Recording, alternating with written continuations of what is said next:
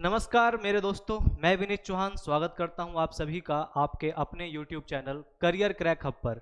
कैसे हैं आप सभी लोग? आई होप सभी लोग बढ़िया होंगे, अच्छे होंगे और अपने एग्जाम की तैयारी सभी लोग कर रहे होंगे। जो मेरे दोस्त एसएससी सीजीएल प्री 2024 को टारगेट कर रहे हैं, उन सभी के लिए आपको, जैसे आपने देखा भी होगा, लास्ट क्लास में हम लोगों ने शुरू किया था आखिरी समय पर कैसे करें साइंस की तैयारी। तो ये सीरीज हम लोग लेके चल रहे हैं, जहां पे हम लोग पहले कर रहे हैं एसएससी सीजीएल प्री 2022 के प्रीवियस ईयर क्वेश्चन, उसके बाद हम लोग करेंगे 23 के क्वेश्चन। देखो, इस सीरीज का एक फायदा आप लोगों को ये फायदा मिलेगा कि आप लोगों को एक आइडिया हो जाएगा कि किस प्रकार के प्रश्न आपके एग्जाम में पूछे जाते हैं, कौन से सेक्शन से आपके एग्जाम में क्वेश्चन सबसे ज्यादा आ रहे हैं। यही चीज आपको एक आइडिया देती है कि हाँ, इन पार्ट पे मैं कमांड कर लेता हूं, क्योंकि ये पार्ट ऐसा है जहां से मेरे एग्जाम में सबसे ज्यादा प्रश्न आप पूछे जाते हैं। बात क्लियर? चलिए बिना समय को व्यर्थ किए अपनी क्लास को शुरू करते हैं। और आज का हमारा पहला प्रश्न है, जो कि 3 दिसंबर 2022 की आपका जो पहली शिफ्ट थी उसमें पूछा गया था। और एक बार आप लोग सही से प्रश्न को पढ़ लीजिए और फिर इसका आंसर देते हैं। देखिए क्या होगा इसका आंसर। क्वेश्चन है, identify the correct statement with respect to unsaturated hydrocarbon. ध्यान सुनो। उसने बोला अनसैचुरेटेड हाइड्रोकार्बन, असंतृप्त हाइड्रोकार्बन। देखो मेरे साथियों, हाइड्रोकार्बन जो होता है वो दो प्रकार का होता है। हाइड्रोकार्बन कितने टाइप का होता है? दो। एक होता है सैचुरेटेड संतृप्त हाइड्रोकार्बन और एक होता है अनसैचुरेटेड असंतृप्त हाइड्रोकार्बन। सैचुरेटेड हाइड्रोकार्बन का मतलब होता है जहां कार्बन कार्बन के बीच में सिंगल बॉन्ड हो। जहां पर कार्बन कार्बन के बीच में सिंगल बॉन्ड होगा उसे हम लोग क्या बोलते हैं? Saturated hydrocarbon. और अनसैचुरेटेड का मतलब होता है जहां कार्बन कार्बन के बीच में या तो डबल बॉन्ड हो या फिर कार्बन कार्बन के बीच में क्या हो? कार्बन कार्बन के बीच में ट्रिपल बॉन्ड हो। या तो डबल बॉन्ड हो या ट्रिपल बॉन्ड हो, ऐसे हाइड्रोकार्बन को हम लोग क्या बोलते हैं? उसे हम लोग कहते हैं अनसैचुरेटेड हाइड्रोकार्बन। बात क्लियर? तो उसने पूछा है identify the correct statement with respect to unsaturated hydrocarbon. तो देखते हैं पहला क्या है option. Compounds of carbon having single bond between their carbon atoms are called unsaturated hydrocarbon. नहीं, मैंने अभी बताया है जहां कार्बन कार्बन के बीच में सिंगल बॉन्ड होगा। कौन सा सिंगल बॉन्ड होगा? उसे तो हम सैचुरेटेड कहते हैं। तो ये पहला ऑप्शन तो हो नहीं सकता। दूसरा option, compounds of carbon having double bonds और triple bonds between their carbon atoms are called unsaturated hydrocarbon. बिल्कुल सही बात है, अभी यही तो बताया था मैंने कि कार्बन कार्बन के बीच में या तो डबल बॉन्ड हो या ट्रिपल बॉन्ड हो, उसी को हम लोग क्या बोलते हैं? Unsaturated hydrocarbon. बात क्लियर? चलिए बढ़ते हैं अगले प्रश्न की ओर। और अगला प्रश्न कुछ इस प्रकार से पूछा गया। देखो, अगर आप लोगों ने मेरी लास्ट वाली क्लास ली हो, जिन्होंने लास्ट वाली क्लास देखी हो, उनको अच्छे तरीके से पता होगा कि लास्ट वाली क्लास में भी बहुत सारे ऐसे क्वेश्चंस थे जो केमिकल फॉर्मूला से पूछे गए थे। यहां भी आप देखोगे तो पहला ही आपका, यह दूसरा ही प्रश्न है आपका। क्वेश्चन क्या है? Chemical formula of gypsum is. तो लास्ट क्लास में मैंने जिप्सम का फॉर्मूला बताया था, ठीक है। तो यहां भी पूछा गया है जिप्सम का रासायनिक सूत्र क्या है। तो जिनको पता है जल्दी फटाफट जाओ कमेंट बॉक्स में और वहां आपको बताना है कि जिप्सम का केमिकल फॉर्मूला क्या होता है। इतना हिंट दे देता हूं, फर्स्ट और सेकंड में से है, आपको आंसर बताना है कि जिप्सम का केमिकल फॉर्मूला क्या है। अगर ए है तो ए लिख देना, बी है तो बी लिख देना, और किसी को लग रहा हो सी या डी में से वो है तो वो भी लिख देना, ठीक है। ये आपके लिए छोड़ के जा रहा हूं और मैं भी वहां पे जो आंसर है वो पिन कर दूंगा, आपको लग जाएगा कि हाँ मेरा आंसर सही है या गलत है। चलिए बढ़ते हैं अगले प्रश्न की ओर। और अगला प्रश्न कुछ इस प्रकार से पूछा गया है।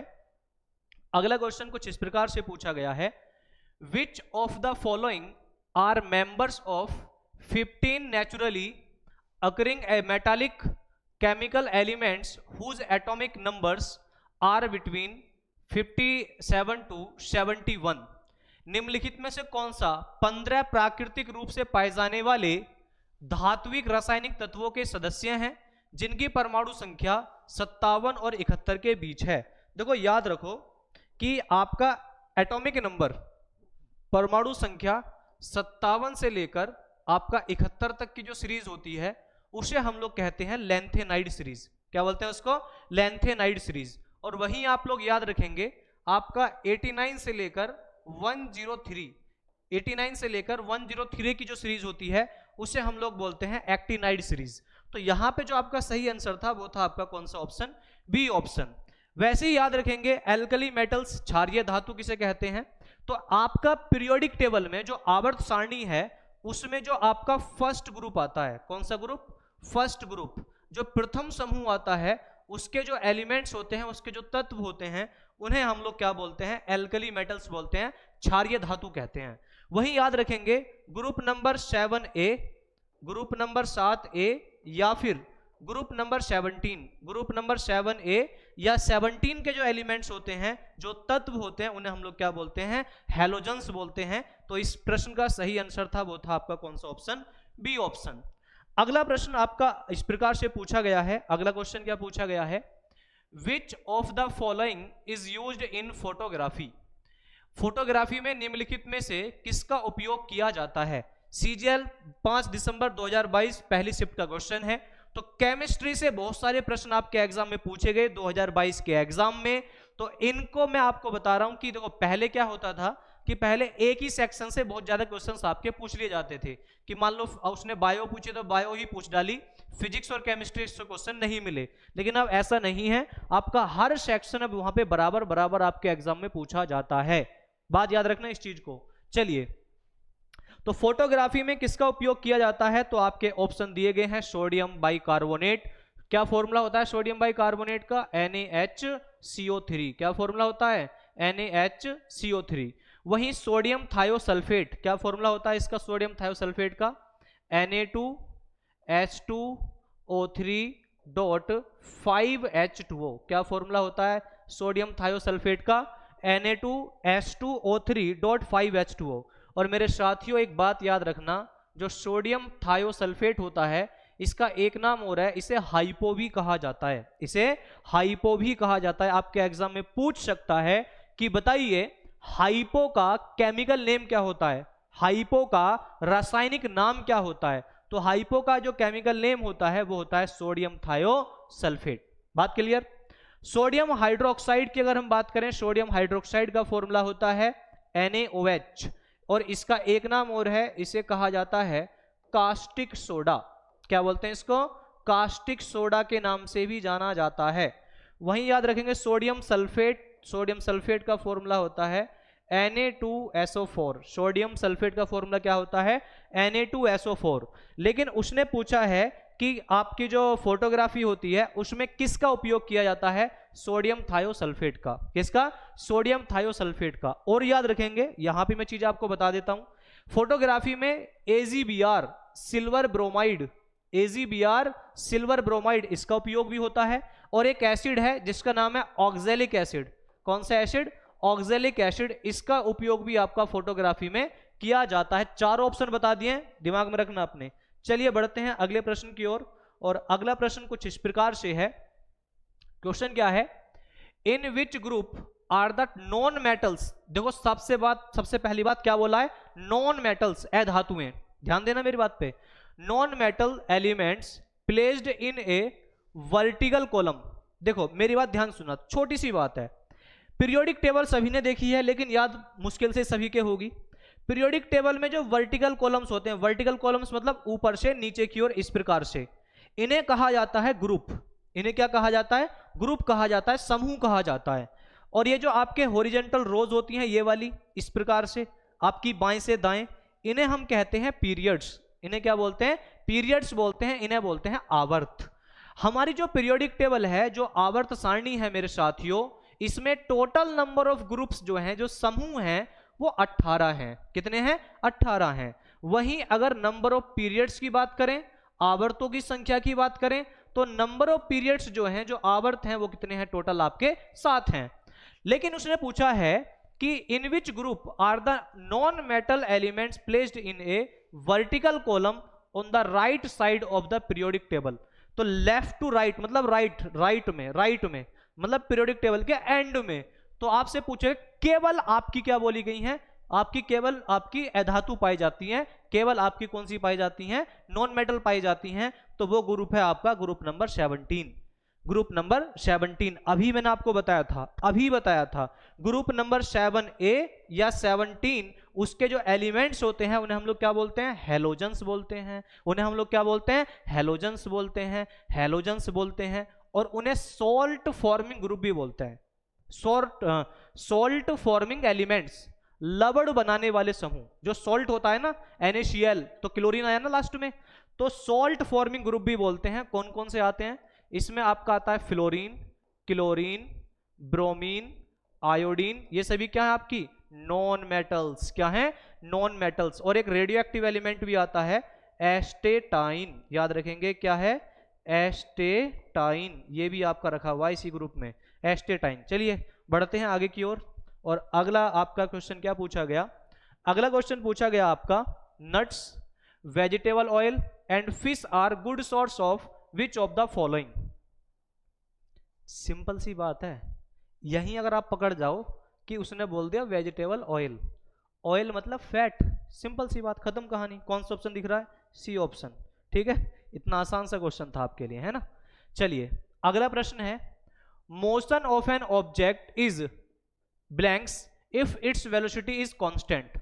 कांस्टेंट, कांस्टेंट मतलब स्थिर। अगर कोई इंसान स्थिर वेलोसिटी से चल रहा है, उसकी वेलोसिटी चेंज नहीं हो रही, तो जो चीज चेंज नहीं होती उन्हें हम बोलते हैं यूनिफॉर्म। कौन सा ऑप्शन दिख रहा है ऐसा, यूनिफॉर्म मोशन, डी ऑप्शन, खत्म कहानी। बात क्लियर। अगर वेलोसिटी आपकी यूनिफॉर्म है, ध्यान सुनना, यूनिफॉर्म मोशन है, अगर आपका वेग, आपकी वेलोसिटी नियत है, कांस्टेंट है, एक ही है, तो याद रखो एक्सेलरेशन जो होगा वो कितना हो जाएगा, जीरो। एक्सेलरेशन कितना हो जाएगा, जीरो। याद रखना इस चीज के बारे में। चलिए बढ़ते हैं अगले प्रश्न की ओर। भाई साहब, फेवरेट टॉपिक है फिजिक्स में ऐसा यूनिट, देख लो, लास्ट क्लास जाके देखो पहले तो। 2022 के देखो आपके सामने जो पूरा एविडेंस है वो आपके सामने है। 2022 के प्रश्न करा रहा हूं ना, और लास्ट क्लास देखोगे उसमें भी बहुत सारी ऐसा यूनिट से क्वेश्चन पूछे गए, यहां भी ऐसा यूनिट से क्वेश्चन पूछे गए। और क्वेश्चन क्या है, इलेक्ट्रिक चार्ज, जो वैद्युत आवेश होता है, विद्युत आवेश होता है, उसकी एसआई इकाई क्या होती है, एसआई मात्रक क्या होता है। तो आप लोगों को मैंने लास्ट क्लास में भी बताया था, क्या बताया था कि सर वाट जो आपकी एसआई यूनिट होती है वो पावर की होती है। What is the SI unit of power, शक्ति का मात्रक होता है। Newton is the SI unit of force, Newton force का, बल का एसआई मात्रक होता है। Joule is the SI unit of work, energy and heat, joule कार्य, ऊर्जा और ऊष्मा तीनों का एसआई मात्रक होता है। वहीं coulomb is the SI unit of charge, और चार्ज को हम डिनोट करते हैं क्यू से, स्मॉल क्यू भी लिख सकते हैं, कैपिटल क्यू भी लिख सकते हैं। ठीक है, तो आपके इस प्रश्न का सही जवाब था, वो था आपका कौन सा ऑप्शन, ए ऑप्शन आपका करेक्ट आंसर, सही जवाब था। फिर वही केमिकल फॉर्मूला, आइए देखिए, देख लीजिए, फिर वही chemical formula. Chemical formula of washing soda is, washing soda, last class में जाओ याद करो, मैंने लिखवाया था नहीं लिखवाया था, वॉशिंग सोडिया, सोडियम, वॉशिंग सोडा का केमिकल फॉर्मूला सोडियम कार्बोनेट। ठीक है, तो सोडियम कार्बोनेट पहला ही ऑप्शन हो गया, Na2CO3.10H2O, Na2SO4 sodium sulphate, NaOH caustic soda, NaHCO3 baking soda. Last class में सारे बताए थे मैंने। ठीक है, इसीलिए मैंने दूसरा ऑप्शन आपको क्वेश्चन के तौर पे दिया है करने के लिए। चलिए अगला प्रश्न है, which of the following is not a conductor. क्या होता है भी कंडक्टर, जो इलेक्ट्रिसिटी को और हीट को कंडक्ट करने का काम करता हो, अपने अंदर प्रवाहित करने का काम करता हो। तो उसने बोला कंडक्टर नहीं है भाई, कॉपर, सिल्वर, निकल सब कंडक्टर हैं, और जो सिल्वर होता है वो तो बेस्ट कंडक्टर होता है, सबसे अच्छा चालक होता है इलेक्ट्रिसिटी का और हीट का।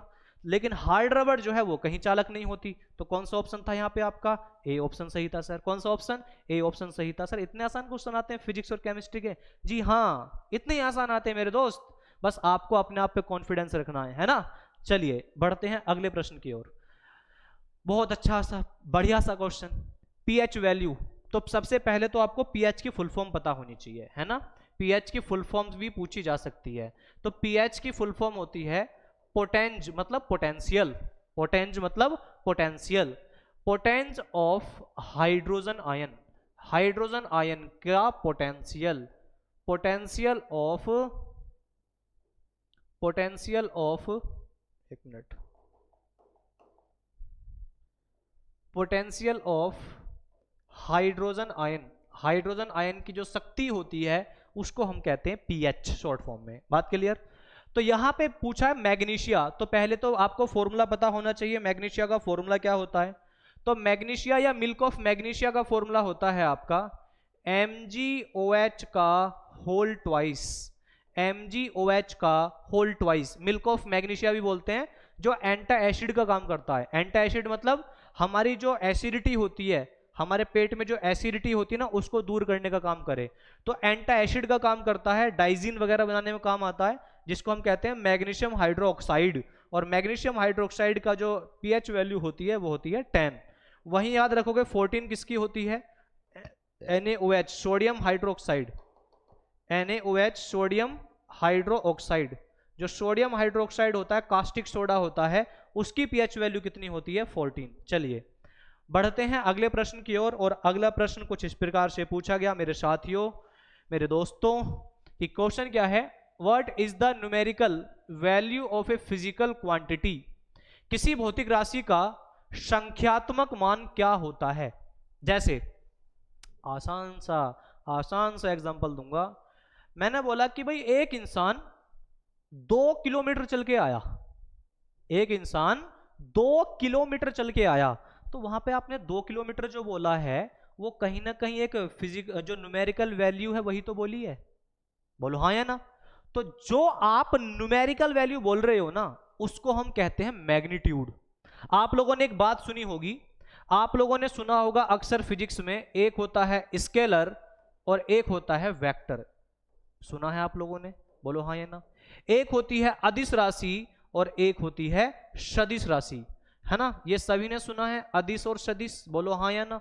तो मेरे साथियों याद रखो, जहां पे केवल आपका केवल न्यूमेरिकल वैल्यू की बात होती है, जैसे मैंने ये बोल दिया कि भैया मैं 2 किलोमीटर चल के आया हूं, कहां से चल के आया हूं, किस दिशा से चल के आया हूं, मैंने नहीं बताया, लेकिन मैंने ये बोला कि मैं 2 किलोमीटर चल के आया हूं, उसे बोलते हैं मैग्नीट्यूड। उसे हम लोग क्या बोलते हैं? मैग्नीट्यूड बोलते हैं, उसे हम बोलते हैं परिमाण। बात क्लियर? लेकिन अगर मैं ये कह दूं कि मैं ईस्ट से, मैं पूरब से 2 किलोमीटर चल के आया, तो मैंने यहां 2 बात बोली। एक तो मैंने बोला दिशा और एक बोला मैंने मैग्नीट्यूड, परिमाण।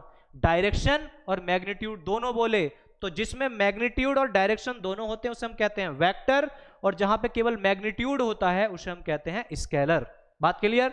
तो इसका जो सही आंसर होगा वो कौन सा ऑप्शन हो जाएगा? D option. कौन सा ऑप्शन? डी ऑप्शन आपका करेक्ट आंसर, सही जवाब हो जाएगा। फिर देखो वही ऐसा यूनिट, देखो एक बात और मैं आपको बता रहा हूं, जो मेरे दोस्त बाद की शिफ्टों में एग्जाम देने के लिए जाएंगे, जैसे आपका एसएससी सीजीएल का एग्जाम शुरू हुआ और किसी का एग्जाम ऐसा है कि वो अंतिम चरण में है, तो उनके लिए मैं एक बात बता रहा हूं, जो आपके पहले वाले जो एग्जाम हो रहे हैं ना, उन पे अपनी नजर पैनी बनाए रखना। क्यों? क्योंकि कुछ क्वेश्चन ऐसे भी होते हैं जो रिपीट हो जाते हैं। रिपीट क्वेश्चन, अगर आप इसी प्रश्न को देखोगे कि मीटर पर सेकंड स्क्वायर किसकी इकाई है, आप लास्ट क्लास में जाओगे तो आपका 1 दिसंबर को जो एग्जाम हुआ था 2022 में, यही सेम प्रश्न आपका पूछा गया था, और यही प्रश्न 6 दिसंबर 2022 की तीसरी शिफ्ट में पूछा गया है। तो यही चीजें होती है मेरे दोस्त, जो आपको थोड़ी सी अलग बनाती है, जो इन छोटी छोटी बातों पे अपनी पैनी नजर बना के रखते हैं। ये छोटी बात है लेकिन एक बहुत बड़ी बात है आपके लिए, है ना? तो याद रखो कि हमें जो पहले एग्जाम हो रहे हैं ना, उन पे भी अपनी पैनी नजर बना के रखनी है कि कैसे, किस प्रकार के एग्जाम में क्वेश्चंस आपके पूछे जा रहे हैं। बात क्लियर? तो यहां पे फिर देखो, मीटर पर सेकंड स्क्वायर किसकी यूनिट होती है? एक्सेलरेशन की होती है, लास्ट क्लास में बताया था। स्पीड की क्या होती है? मीटर पर सेकंड। डिस्टेंस की क्या होती है? मीटर। एक्सेलरेशन अभी बता दिया, मीटर पर सेकंड स्क्वायर। वेलोसिटी की क्या होती है? मीटर पर सेकंड। चलिए बढ़ते हैं अगले प्रश्न की ओर। अगला प्रश्न है, which of the following is a unit of distance? बताओ, इतना आसान क्वेश्चन।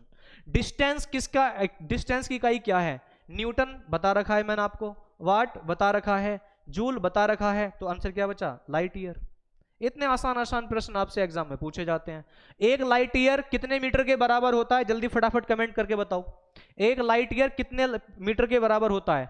ठीक है, ये सब चीजें आपको पता होनी चाहिए, ये एग्जाम में पूछे जाते हैं। ठीक है, लास्ट प्रश्न है हमारा आज का, which of the following most popular coal in commercial use. देखो फिर वही चीज मैं कह रहा हूं, फिर दोबारा मैं वही चीज कह रहा हूं।